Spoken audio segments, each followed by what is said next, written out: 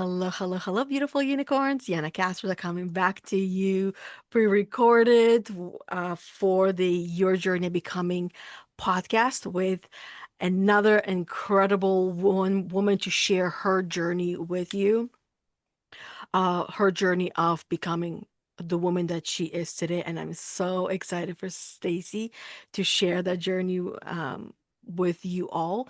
But before we hop into all of that, I'd like to do a little reminder of who I am. Those of you who don't know, and those of you who know, this is just a quick little reminder.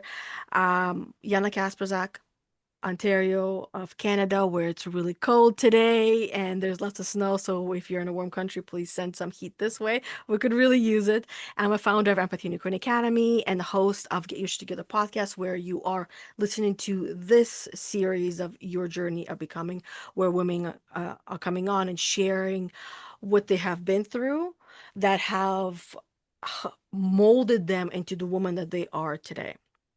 So I would love for you, Stacy, to share with everyone just a little bit of who you are today and then go into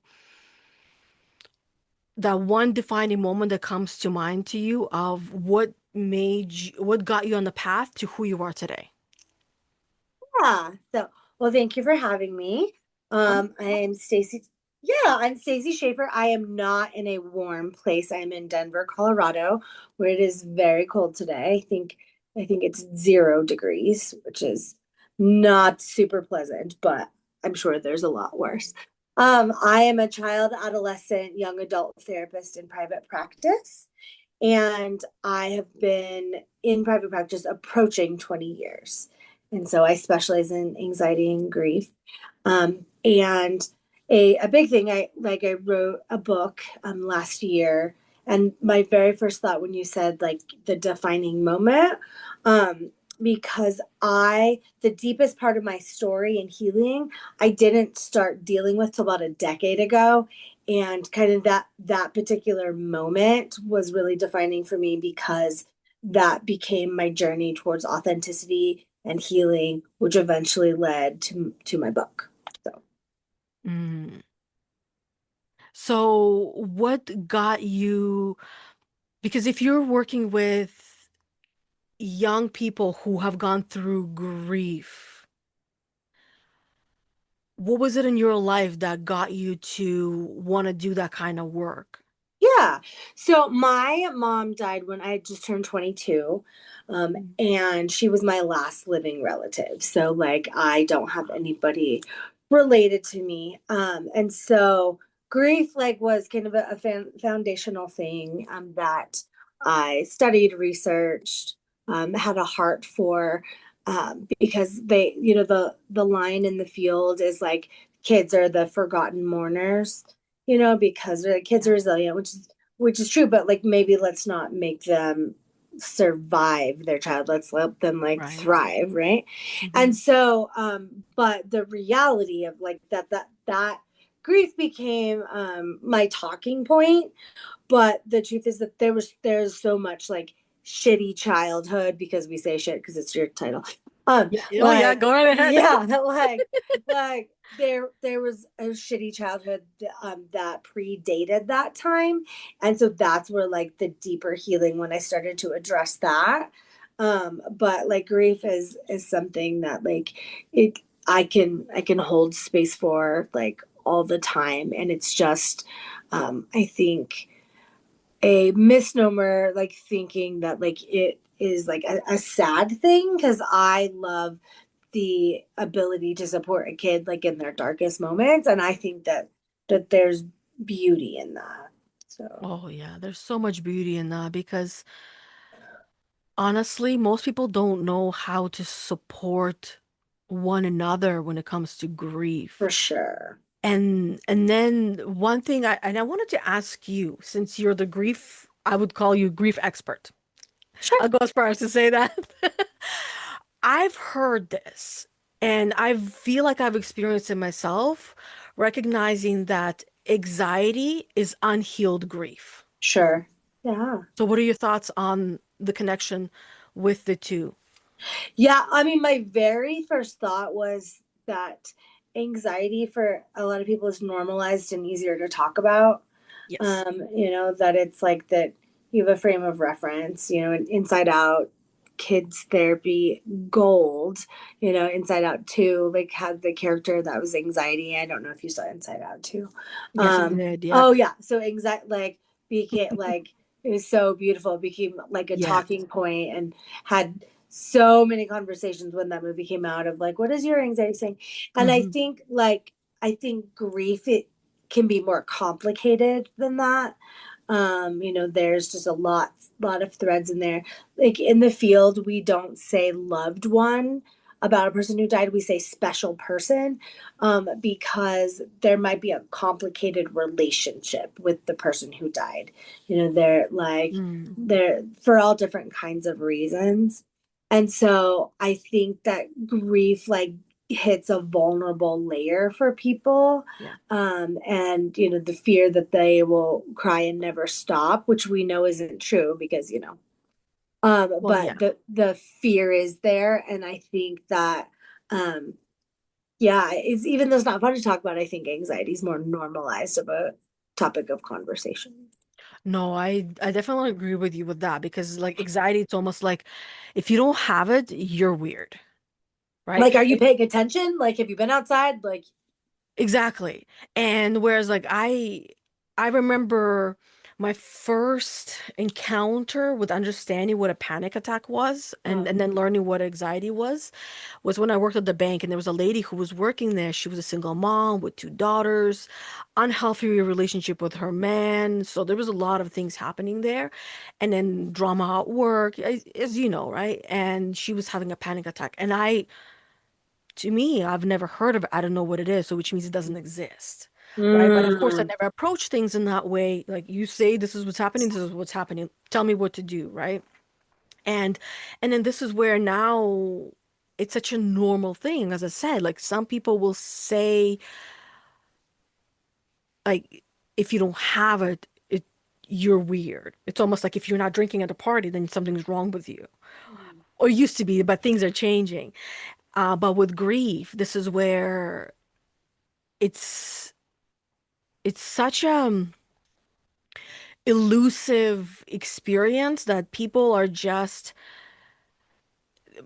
the way that I would translate it based on my experience for me was coming from a place of having to be a good girl and not burden anybody else with my feelings and my emotions and my thoughts and my shit. mhm. So that what I would do instead is it's almost like another way of looking at it. It's like you know how to respond to a therapist's questions. So that way they're like, oh, you're good, you're great. Right? You know how Yeah, to play the the role. right answers. Yeah. Exactly the right answer. So how do you find that like working with younger adults, right? Because we're all children, let's be honest, no matter how old we are, we're all a bunch of children and like high Right. school is a real thing. You're living out your high school if you choose to. But how do you find they deal with grief perhaps differently than adults do? Yeah. I mean, well, like a couple things come to mind. One is like kids haven't developed like that involved sense of shame that adults do, and so some things come easier because they don't know better to like have those kind of filters. But the line in the field is the language of kids is play, and so a lot of like play therapy, like art therapy, like things like that, like come into place because kids don't have the words for. I feel nuanced about this. They don't say that, and so like and a kid, a young kid isn't like talk to me. Kids like play with me, Mhm. and so I have my favorite board game for grief. It's so cute. It's called Doggone Grief. And it's like they took like pictures of actual dogs, and then you move your little dog piece, and it's like sad, mad, happy, like wild card or like confused. And so it would say like it'd be like a picture of like Willow, and it says like Willow is sad since her special person isn't at her house anymore. How have you been sad? Like it asks those kind of questions. And so that like that's a popular game for like grieving kids because they're it's like cute dogs and it's like it's really kid friendly. Mhm. But that's like not for like the youngest of kids, but kids really gravitate towards that particular game. That's like one example. Mhm. Well, yeah, because kids do love to play games, and we as adults, we do as well once we get past that feeling of embarrassment. Oh, for sure, for sure, for sure. Yeah, and I think like yeah, kids are refreshing because they're just like yeah, like they don't understand, for example, like I tell them in the intro session like if you see me in public, you can say hi to me. I can't say hi to you. You can ignore me if you want. And like across like for past like decade, kids are like, but like why wouldn't I just be like this is my therapist? And I'm like, well, you can. I'm just saying, like, I am not going to do that. And they're like, but why? Like, they're like, everyone knows I see a therapist. My best friend sees a therapist. And so, like, the stigma is changing a lot for kids, which I Yeah. think is saving lives, honestly. No, I agree because we cared a lot growing up, but I feel like the kids in this day and age are caring so much more because everything is so much more public than what it was when we were growing up. But nobody had a recorder walking around, Right. So your most embarrassing moments. Yeah. right? Yeah. And now anyone can, and the moment that they recorded it, guess what? They own the rights to that ish, right? But then who's really gonna go through, oh, you don't have the rights to my to my Right. use Like, my take them to face. actually take them to court. Yeah. It's not going to Yeah, happen. no, you know what I mean? But for some Mhm. people they won't do it because that fear is there, but for others they'll do it, and a lot of us have seen like Judge Judy and all those kind of shows. Oh man, she's tough. Yeah, well, Right? yeah, and I think that it's really hard. A big part of my platform is that the kids are growing up in a different world than we did. Just like 20 years from now, we'll be saying the same thing in different Yeah. worlds. And I think technology plays such a huge role in that. And I don't know what it's like where you're at, but the kids here, they all track each other, like their Yeah, they do. locations. Like, and like it makes sense to me for parents, like, where's your kid? But like they track their friends. And I think it's an exercise of like, how to get your feelings hurt, because they'll It look and they'll be is, like, all of their little friends' dots are in one location and they are not in that location. And so it's right? like they all do it. Like it's crazy to me because and they're just like, why? And then they'll be like, why did they turn their location off? What are they hiding? Because they want some privacy. Do you know what that means? They don't No, really truly know. It's no. funny when you're talking, but this is so true. I see this in my own house. There was a friend that my offspring had, my daughter that you saw earlier, and it was just one of those that it's a friend, but then these kind of interrogations, well, why did you turn your location off? Yes, Or yes. why you said you were going to be here and you were there? Why? Like you're not my boyfriend. Literally, Even then. yeah, I know. Teenagers have found out that they both see me by looking at that's Stacy's office. Like what? I just think like it's just exhausting to me the stuff that feels to me that they are unnecessarily putting themselves through Yeah. because we already know like kids make up stories in their heads about what's actually happening, and I just Yeah. think it exacerbates the problem. And nobody track me. I am where I say I'm going to be, and if that is relevant to you, then it's relevant to you. If it is not, it is not. Yeah. No, I agree. The question that comes to mind is that I know some women would be asking, that I know I would be asking if I was listening to this as a parent, what do I do? Right. I mean, I think the best thing to do is to be aware of the things that you don't see on the phone, because I think a lot, I was talking to someone about this yesterday. As a parent, when you look at their phone, if you're taking their phone at some point, to look for some of the obvious signs of like bullying, right? Or Mhm. like your like mean girl group chats. Like those are things that, are red flags, blaring sirens, that kind of thing. I think that it's important to know what your kid is doing on the phone, and to know that something that they could be hurt about is something that wouldn't catch your attention. For example, a kid will come here and say, I don't have any friends. And a parent might say, yeah, you do. Like I see you with all the people. But what the kid is really saying then to me is they watched all their friends make a TikTok without them, and that like made them feel alienated, like left out, and like whether or not it's intentional, because kids are like, they know the other that kid is watching, right? And so I think to ask better questions of them, like, when they're, I don't, tell me more about what you mean, help me understand. Because say that you would look at their phone and be like, oh, it seems like things are fun. Like your friends like are nice to you. And it doesn't mean they don't have friends. And it doesn't mean they were intentionally left out, Mhm. but that could be the story they're creating. So I think it's imperative to maybe ask deeper questions, instead of like trying to comfort right away of like, yeah, you do. And they're That's like, true. okay, whatever. And then Yeah, flip hair, walk away.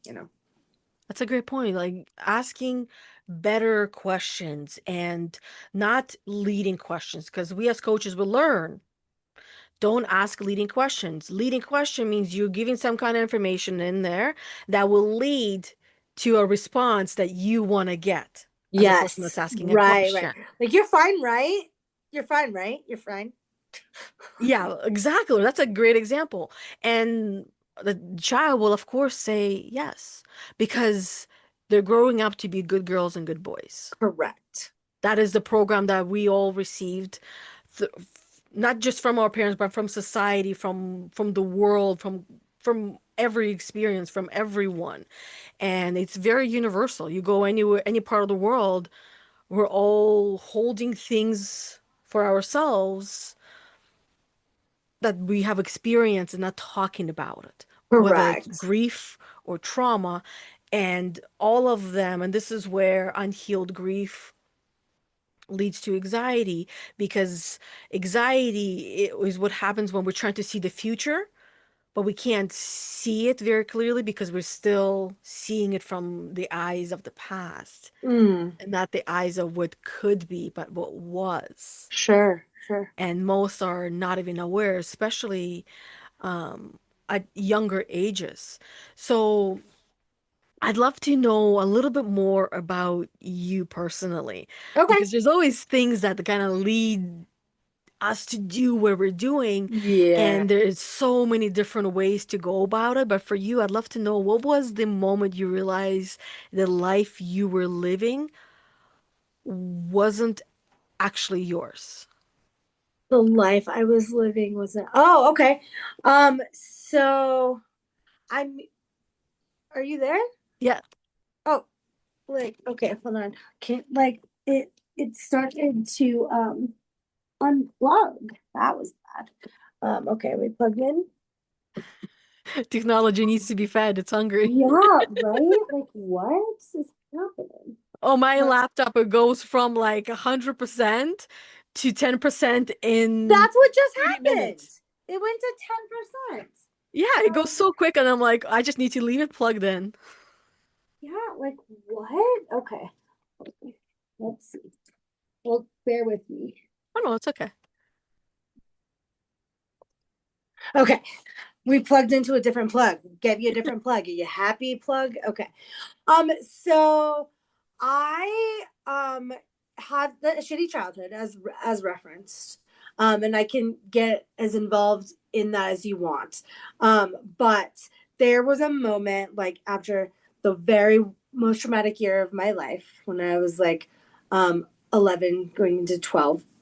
And I remember the exact moment that I was like, that was then, this is now, I'm starting over. And so in my little head, I thought, yeah, like we could just start from here. This is like surely that's we'll put it in a box. It's fine. Right. And spoiler alert, it was fine until it wasn't. Yeah. And so I remember building a life from that point to be really shiny and to get perfect grades and have friends. I mean, I got all the things and kind of built a foundation on that, which worked until it didn't, Yep. until we realize it outlives its usefulness. Yeah. Isn't that always how it seems to work? Everything works until it doesn't. It's almost like I feel like it's not much different than we get that haircut and we feel great and amazing and we're loving the hair. And then all of a sudden, I don't want it anymore. I want bangs, or I want Mm-hmm. to get rid of my bangs if you, if you got bangs, right? So we're always like, on to the next, on to the next. Because we get, I feel like maybe perhaps the word that comes to mind is complacent. Mm. We sometimes get complacent in that new thing that we tried out, and all of a sudden, maybe let's level it up to the next level of what is meant to be. And for you, what would you say that next level, that next version of you, that in order for that version of you to be born, the previous version had to die. So what was that Yeah. version of you that you feel like had to die? Well, I mean, I remember like the moment that I started talking out loud about like the deeper story, like beneath like the grief of my mom. And that's when I first started to like do actual healing with, related to like sexual trauma and neglect and like so many things along those lines. And I think I had believed that like I would lose credibility or that I wouldn't be loved. And like I think those things weren't necessarily like forefront like thoughts, like that it was just like beliefs, that I wouldn't have a community, I wouldn't have friends. And so but it became the pain became like unmanageable. And so that's when change happens, right? Yeah. And so that's when I first started like talking about things in therapy that weren't about my mom, that well they were, but they weren't about her death. And so I think actually getting it and doing the healing work, it's not pretty, Nope. it's not fun, but like at a certain point like you don't really have another option, like if you want to be authentic and live into the truth of who you are. That is so true. And healing is definitely not clean. It's so messy. It's not linear. It's all over the place. It's full of ups and downs, full of, ooh, I finally got it, to then, oh, what did I Mhm. get? It's almost like we gotta forget it enough times until we finally remember. Totally. And it's definitely not easy, right? So if we're doing it alone, it's not much harder, but having the right people and the right support on that journey makes all the difference in the world, especially if you're discovering not not only discovering your authenticity, but you're trying to share that authenticity with the world, that it's like continue to rediscover yourself. Mhm. So how many times would you say you've rediscovered yourself throughout your life? Oh man. Um, a, a lot. Is that an actual amount? I mean, Hmm. I think continually, right? Like as we heal Yeah. and we like it survive that it's like shedding layers, I think. And I'm like currently shedding the layer of um having like not a good amount of rest time being a flex, and so I'm leaning to like self-care is a flex, and it's hard because like when you take time off, like people have a hard time with that, and as a Yeah. recovering people pleaser, that's difficult, but I'm like working into the I have to I have to take care of myself in really significant ways. And so I think that that's like a current like molting that's happening. So I would say for anyone who actually cares about like growth and healing. I feel like it's a constant, honestly, Yeah, which is moderately annoying, but it is it is. But it is a process, right? It's a process of changing. And we are all faced with two choices, two types of pain, a pain of change or the pain of regret. sure. The pain of change is temporary. The pain of regret can be permanent. Mm, And this is what you were talking about earlier when you were saying that until you've experienced enough pain and suffering with staying the same, only then will we change. When we're mm, like, we've had enough, I'm tired of things being this way, I'm done, and declare it to yourself. You don't need to declare it to the world. This is where we actually leak power for declare it to the world. But declaring it to ourselves and then showing the world our declaration to this is how it's going to be. Only then we change. Because when it comes down to change, and I've learned this through life experiences, but the iPad co-training helped to put it into words, is that when the pain of staying the same is greater than the pain of change, only then we will change. Which mm. means staying the same, if that hurts more, and now all of a sudden changing is not so painful, you'll change. But all of that is in the mindset, right? All these different versions of all of us had to die in order for us to get here to have the mindset that we have now. So, what would you say is the quote that comes to mind that you perhaps use it as a reminder for yourself when you need it most? Well, my favorite quote is from Les Mis, Victor Hugo, and I have it in several places in my office and at home. But it's even the darkest night will end, the sun will rise. Hmm. And I love it so much because I mean it's acknowledging the dark can get real dark, real dark. But like sun eventually comes up, and then it gets dark again, but Yes. but like that there is like there's a beyond, and I think that that was a guiding principle for me, not the quote obviously, but it was a guiding principle like in my childhood, that like I was scrappy, and I'm like you're like you're gonna see, you're not gonna get me down, feisty. That's And right. so yeah, Fighter. yeah. And so I think that, with like kids with like grief or like, traumatic situations, I like to provide sort of like a visual beacon of hope, that it's like, yeah, I made it, and it doesn't mean things aren't hard for you right now, but like I know more than you because I am older.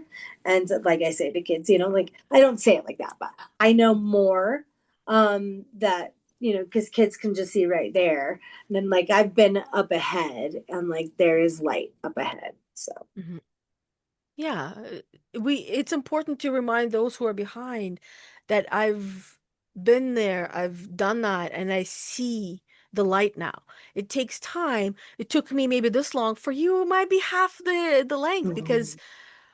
when I'm sure when you were growing up, even anxiety wasn't even normalized. No.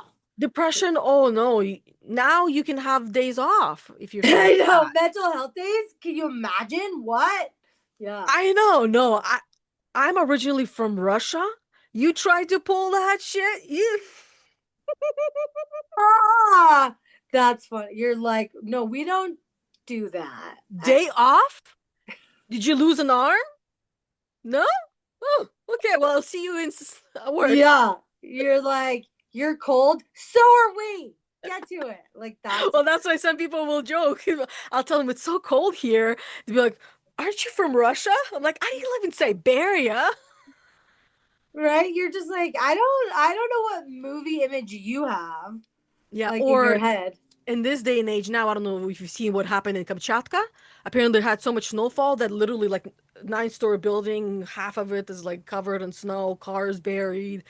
Yeah, in days they got so much snow. They haven't had that in like ever. We've had lots of snow here. We had a warning this weekend, freezing conditions. So Mother Earth is. intelligent and it knows how to cool itself off when it needs to Mhm. and get itself back into balance.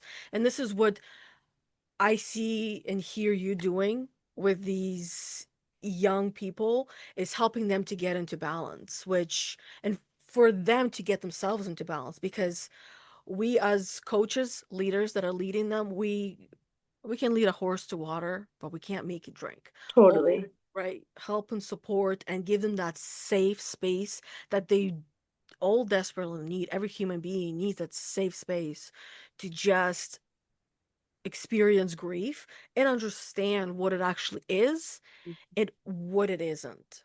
Mhm. Um, and when we experience grief, with grief, there is some truths that come up. And I'd love to hear from you, from your journey.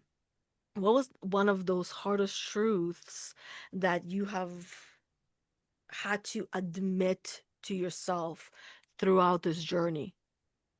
I think that, I've done a lot of kids grief camps as a counselor. Like I haven't done it in a long time because I've aged and I don't want to sleep in a bunk bed anymore. But Don't um blame you. yeah, but like in the kids bereavement world, like you don't just like end up there. There's a reason. And so they always have like the counselors that are facilitating say like, I'm Stacy, my mom died from breast cancer, right? And Mhm. so a thing like when it's time for like what's an emotion you felt or whatever, I make it a point a lot to say I felt relief, because it's not the only emotion, but my mom had a really long battle with breast cancer. Like she was in misery. And so I think that is one of the taboo emotions, right? Yeah. But that like it kind of paves the way for someone else to like have freedom to admit that to themselves, or that like, there's lots of reasons why one would feel relief. And it's not the only thing. There obviously there's sadness and like all the things. But I think I first had to admit that to myself, that it was like, because I experienced anticipatory grief, which is like you're the up and down of like what's happening, because she would go in and out of remission. And so I remember when I learned the term anticipatory grief, it felt like I was so seen. I'm like, yeah. And so when it actually happened, when she died, I was a counselor at camp, at kids camp when I got the call that she died. And I think like, like owning the like, phew, like at least she's not in pain anymore, Mhm. it was hard to swallow, because I like to myself, like I was like, what kind of person like feels really, and I'm like a human person. That's what kind of Right? person. Exactly. That's very well said. And I thank you for sharing that experience, because this is something that many feel guilty about afterwards, of like feeling relief. How dare you feel relief and feel guilty and shaming themselves for feeling relief. And for some people, they might not have experienced losing a parent yet, but they might have experienced losing a pet, Sure. right?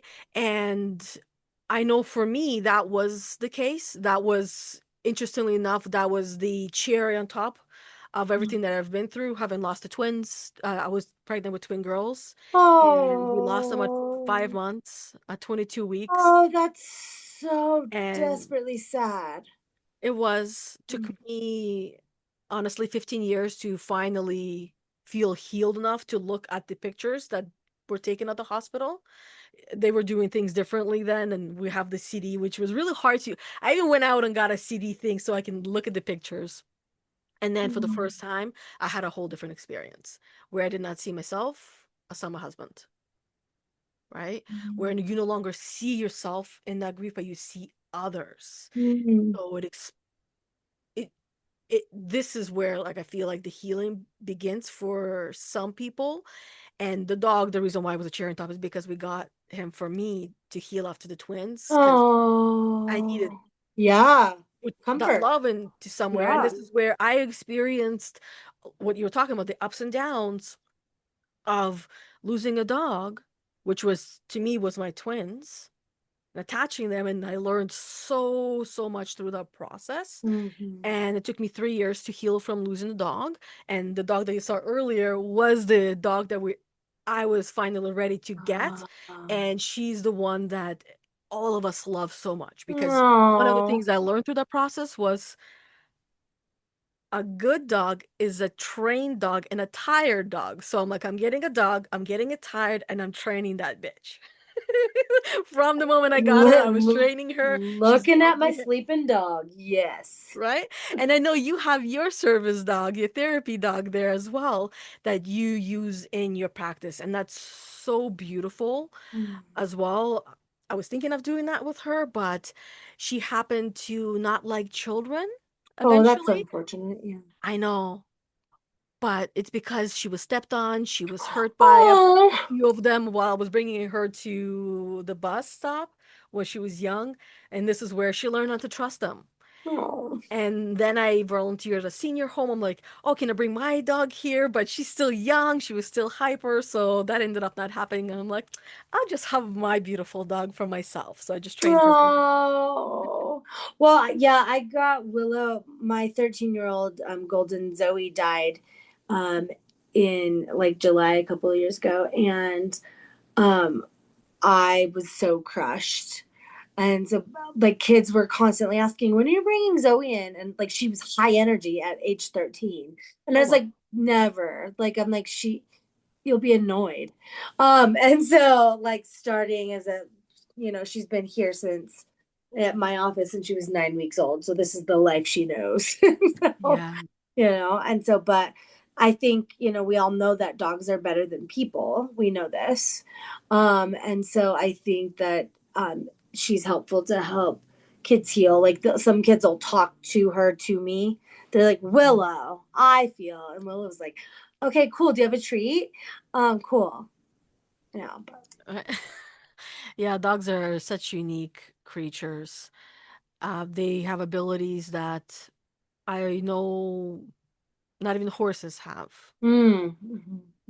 right? And cats, well, they're harder to pick, but there are therapy cats as well. They exist. I have Yeah. never owned a cat, so I cannot speak to that. But uh, cats are confused by Willow because she's like, "Are we best friends?" And they're like, "No." Not today. Oh, I love that. So, thank you for being on here with me. I love to ask um a question that helps to wrap things up, where if you could go back to the woman you used to be, what would you tell her that she would not have been ready to hear?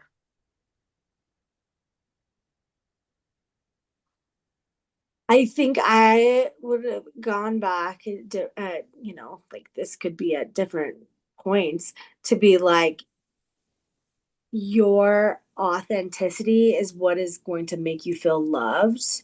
Like this, like it's great and all, but at the end of the day, you're not going to feel known or seen. And so it's actually like your wounds and healing your wounds and talking about them that is going to make you feel more secure. I love that. And now to the that woman that's listening, who is full of that darkness that you just mentioned, what would you say to her to help her that she's not ready to hear, that would help her to snap out of it? I mean, I would say that like even the smallest movement towards health and healing like is worth it and significant, if that means like writing something down that you wish your inner child heard, if it means telling a friend like, I don't really want to talk about it, but I just want to say this horrible thing happened when I was little and it made me feel XYZ. Like little movements, like, and if that starts with admitting to yourself that like there's pain, then that's significant. And so Yeah. it doesn't mean, like, I think sometimes we think of healing as like transforming your whole life like in a week, and that's like not realistic. I think that healing is a continual journey towards like loving yourself. And so any movement you can make in that direction is the right move. Yeah. And it doesn't have to be huge. As you said, it can be something as simple as just writing and journaling things. Mhm. Start there and then allow yourself to evolve the way that you heal. Mhm. Because that's where I started. I started with writing and journaling Mhm. because it's like the only thing I could do. Because I didn't feel like I had a voice. Sure. And in order for me to use my voice, I would write letters to the people that I could not speak to. Mhm. Sometimes those letters were written to myself, to that inner child that I could not speak to. And as you write things, weird things come through, and you're like, who Yeah, wrote that? totally. Right? And then You're like, reading is huh. back. He's magical. Yeah. So thank you very much, Stacy. This has been an absolute pleasure. I got to know you a little bit more about what you do. And I know there's going to be other questions that women might want to ask you, and all the information and links to her profiles will be down below the podcast. So all you know where you can find her. Make everything nice and simple. So everything that Stacy you shared with me, I'm taking it and I'm putting it right there below the podcast. Yay. Makes it nice and simple. And don't hide your grief. I would say this is what I am hearing from you, Stacy, is hiding our grief and not pretending it's not there, not dealing with it is what makes things worse down the road. Yeah, and I would say, and like for my book, people, when you'll put in the show notes my website, stacyschaffer.com, they can put in their email address and you get the first chapter of my book for free. And so I like kind of start with the outline of that, of um, finally starting to talk about your story. So I think that could be helpful, how it helped me and kind of like what I did, because my book is part memoir, part like clinical expertise from sitting on the other side of the couch for approaching 20 years. And as one podcaster introduced my book as, she said, it's a guide to not emotionally damage the next generation. And I'm like, I'm going to take that. I Actually, love that. I'm going to take it. And so that, like, even if it's like picking up, like reading part of my story, I think that it's helping you to be honest with yourself, and hopefully people feel seen and heard in my book. Yeah. And I feel like that was the biggest point of the book as well, to help people see themselves and feel heard and seen through your eyes, through your Yes. experience, and see that they're not alone on this journey. Yes. I love that. That's And you also, I believe, mentioned that you have it on Audible. I do, and it's me. Right. I flew to Nashville to do my own audiobook, and so it is available on Audible and Spotify. If you have Spotify Premium, it's free. And so it's there. I'm learning how many people are audiobook people. And I did Me. that to make it, yeah, I did it to make it accessible, because it sounds like for a lot of people it's easier to do. So if you Yeah. like this voice, there's 7 hours of this. You're right. There's more where they came from, and you can replay it and listen to it as many Yeah, times as you want to. yeah, And the best way to utilize books is when you're cleaning, driving, even showering, bathing. There's so many different ways. To me, I so many prefer ways. the Audible. I love the books, but just opening and reading, my mind doesn't, it's too slow to process those things. Or more like the reading is too slow, the mind Mm, goes faster. So even when I listen to things faster. Even mm. voice messages, I listen on the faster speed. And that's Just why when I life, listen regular, I'm right? like, ooh, do I speak this slow as well, or am I just used to the fast That's pace? funny. Really funny. But hey, it's important to understand how we take information in. And it's amazing that you put it on Audible because it makes it, as you said, available to those like myself. Yes. Often they probably would also have ADHD. It's hard to Squirrel. help it, right? Squirrel. You got a dog that likes squirrels, but probably because she's trained, not so much. Well, there's a squirrel in our neighborhood that taunts her. And she's like, "Are we best friends?" And the squirrel's like, "Ha ha."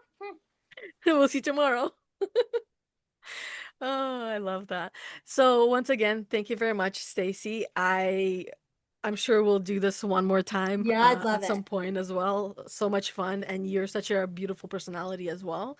And Thank I you. love you working on your authenticity so that way I, just like all the listeners and viewers, will get a chance to experience you. Yay. Well, thank you Thank for you. having me. I'd love to come back.